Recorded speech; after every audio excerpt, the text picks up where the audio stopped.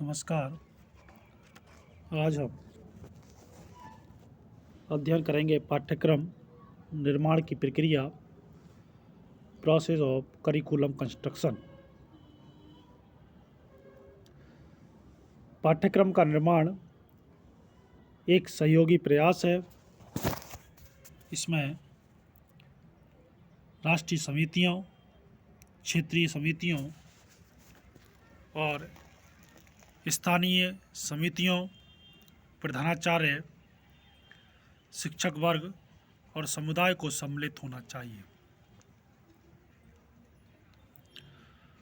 हमारे देश में जो माध्यमिक स्तर पर पाठ्यक्रम निर्माण में केंद्रीय एजेंसी मुख्य रूप से भाग लेती है, वह national council of education training and research NCERT। यह पाठ्यक्रम निर्माण करके राज्यों के शिक्षा विभागों, परीक्षा बोर्डों इत्यादि को उसको अपनाने के लिए भेजती है। यह पाठ्यक्रम का निर्माण विशेषज्ञों, विषय शिक्षकों एवं प्रधानाचार्यों के परामर्श से करती है। इसका कार्य ऐसे पाठ्यक्रम का निर्माण करना है जो शिक्षा की राष्ट्रीय नीति के अनुकूल हो। जो पाठ्यक्रम की रूपरेखा यह परिषद बनाती है, वह केवल सुझाव के रूप में होता है। यह राज्य सरकारों और परीक्षा मंडलों पर निर्भर होता है कि वे इसे अपनाए या ना अपनाए।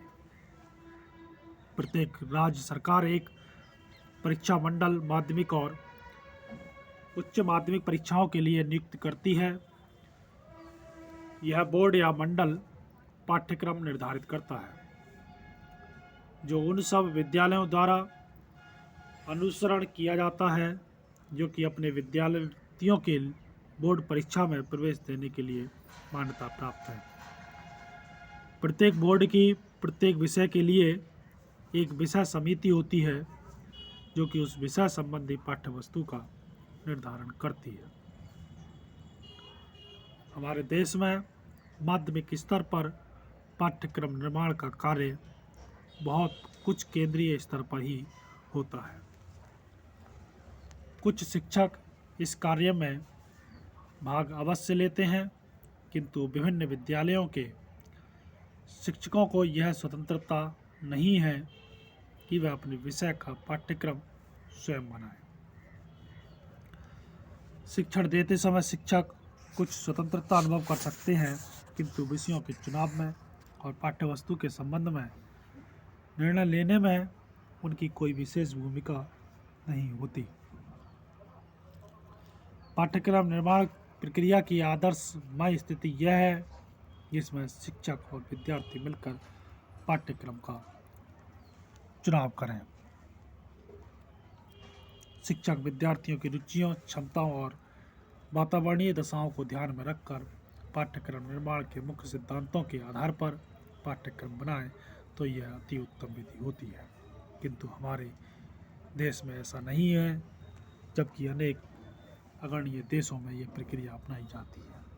1985 में NCERT ने एक राष्ट्रीय पाठ्यक्रम प्राथमिक और माध्यमिक शिक्षा का बनाया, जिसमें 4 मुख्य क्षेत्रों को शामिल किया: उभरती हुई रुचियाँ और आदेश, इमर्जिंग कॉन्सेप्ट एंड इम्पेरेटिव्स, पाठ्यक्रम संगठन, करिकुलम ऑर्गेनाइजेशन, मूल्यांकन इवैल्यूएशन और कार्यान्वित इम्प्लीमेंटेशन। राष्ट्रीय शिक्षा नीति 1986 के निर्देशों के पालन हेतु, जो कि शिक्षा की विषय सूची और प्रक्रिया के संबंध में थे, NCERT ने इस पाठ्यक्रम का 1988 में संशोधन किया। पाठ्यक्रम के संशोधन के लिए एनसीईआरटी ने बहुत सी गोष्ठियाँ राष्ट्रीय और क्षेत्रीय स्तरों पर संगठित की, जिनमें अनेकों विशेषज्ञों, शिक्षकों, क्षेत्रीय कार्यकर्ताओं और प्रशासकों से परामर्श किया गया। जो संशोधित पाठ्यक्रम बना उसमें सम्मिलित क्षेत्र थे, उभरती हुई रुचियाँ और आदेश, इमर्जिंग कॉन्सेप्ट एंड इम्पेरेटिव्स, पाठ्यक्रम रुचियाँ,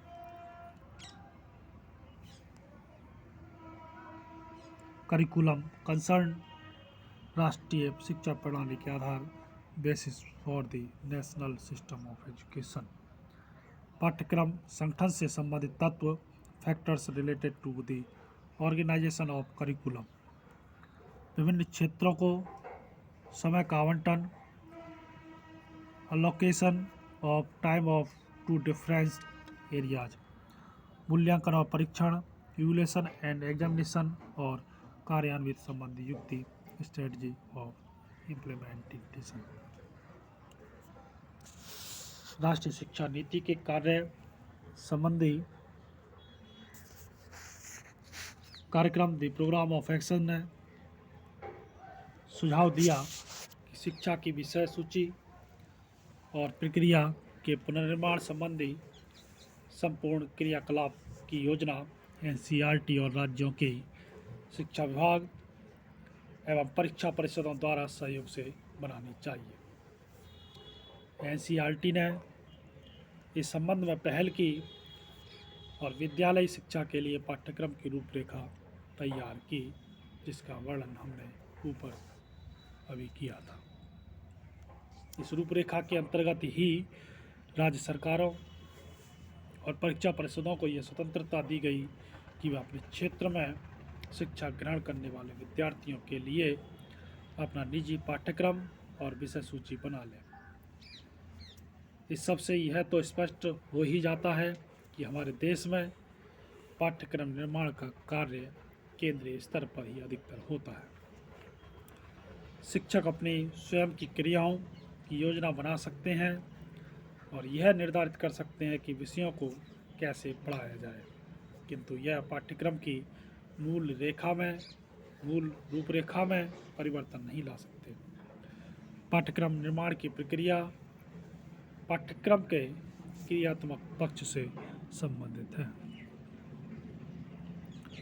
फिलिप एच टेलर की दृष्टि में पाठ्यक्रम के क्रियात्मक पक्ष के अंतर्गत उद्देश्य, अंतर्वस्तु और शिक्षण विधियों को शामिल किया जा सकता है। इन तीनों की अंतरक्रिया के परिणाम स्वरूप ही विद्यार्थियों की शैक्षिक गतिविधियां प्रकाश में आती हैं। चूँकि पाठ्यक्रम की सहायता से ही शिक्षा के उद्देश्यों व लक्ष्यों को प्राप्त किया जा सकता है, अतः पाठ्यक्रम इस प्रकार का होना चाहिए कि विषय वस्तु पाठ्यक्रम में सभी छात्रों के विकास में सहायता प्रदान करें। प्रसिद्ध विद्वान D.K. व्हीलर ने अपनी पुस्तक करिकुलम प्रोसेस में पाठ्यक्रम प्रक्रिया की विस्तृत विवेचना की है। व्हीलर के अनुसार पाठ्यक्रम संरचना के प्रमुख 5 सोपाने पद हैं, जो इस प्रकार है। शैक्षिक उद्देश्यों का निर्धारण, फॉर्मुलेशन ऑफ एजुकेशनल ऑब्जेक्टिव्स,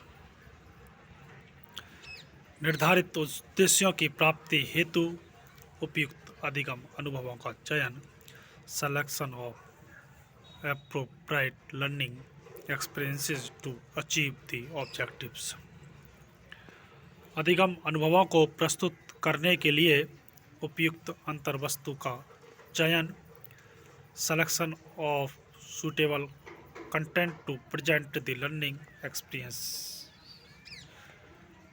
अध्यापन प्रक्रिया की दृष्टि से चयनित अधिगम अनुभवों और अंतर्वस्तु का संगठन, organisation of selected learning experiences and content in view of teaching process.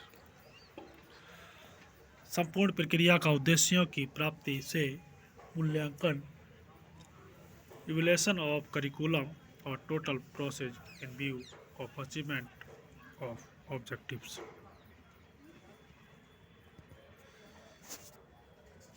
पाठ्यक्रम संरचना के प्रमुख कुछ सोपानों की विवेचना की दृष्टि से ही क्रमबद्ध किया गया है, जबकि ये परस्पर अत्यधिक गुंफित, अन्यानुसृत और सहगामी है।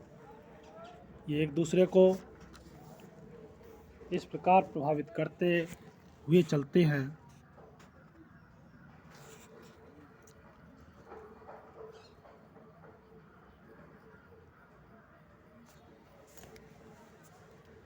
कि एक की परिणति दूसरे का प्रारंभ सिद्ध होती है।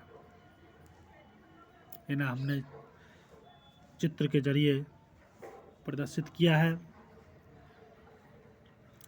इनमें एक दूसरे से गुंफित संबंध के कारण इन पर पृथक पृथक कार्य करना संभव नहीं है। इसी तथ्य को ध्यान में रखते हुए व्हीलर महोदय ने पाठ्यक्रम की संरचना, स्ट्रक्चर ऑफ करिकुलम प्रक्रिया को वृत्ताकार बताया, जिसमें सबसे पहले शैक्षिक आवश्यकता का निर्धारण, अधिगम अनुभवों का चयन, उपयुक्त विषय वस्तु का चयन, अधिगम अनुभव और विषय वस्तु का संगठन व संकलन और संपूर्ण प्रक्रिया का उद्देश्य की दृष्टि से मूल्यांकन। ये पांचों क्षेत्र एक दूसरे से संबंध हैं। तो आज हमने अध्ययन किया पाठ्यक्रम निर्माण की प्रक्रिया, प्रोसेस ऑफ करिकुलम कंस्ट्रक्शन। धन्यवाद।